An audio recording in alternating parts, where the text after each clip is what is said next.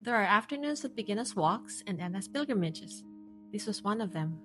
The sun was still high over the hills of central Portugal when the walk began, through the sanctuary that carries in every stone, in every silence, the weight of heaven touching earth. At one end of the prayer area rises the Basilica of Our Lady of the Rosary of Fatima, with its tall 65-meter tower. Walking across out onto the vast esplanade, the scale of the place imposes a holy silence. This is not a tourist destination. It is a threshold. The spatial organization of the two basilicas facing each other across a large plaza creates an enormous space of prayer, where millions of pilgrims gather, and yet even in the afternoon crowds, it is possible to find stillness here, because the ground itself seems to insist on it. In the center stands the monument of the Sacred Heart of Jesus, and on one side, the Chapel of the Apparitions, exactly where Our Lady asked the little shepherds to build a chapel. Every step across the esplanade is a step toward something. The heart knows it, even before the mind does. Then, something unexpected.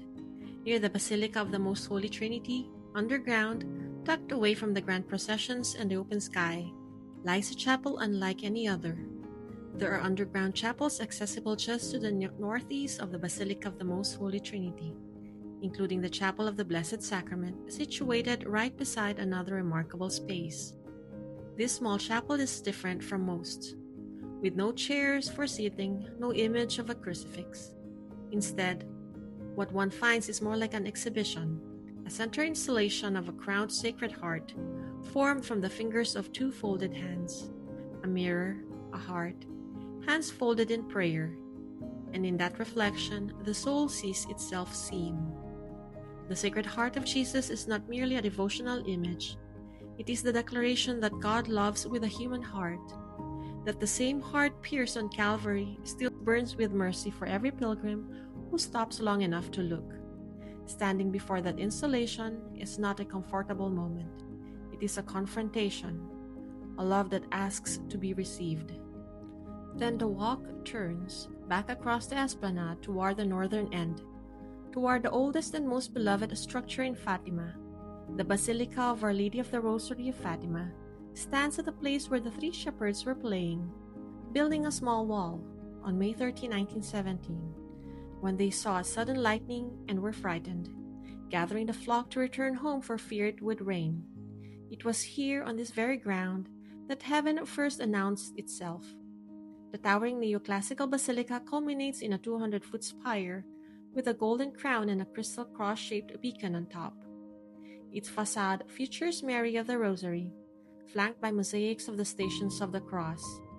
And then, the sun began to descend. The Portuguese sky shifted, gold then amber, then a deep and burning rose. And there, the light gathered itself into something unmistakable. A cross, blazing in the evening sky, not constructed, not manufactured, simply given.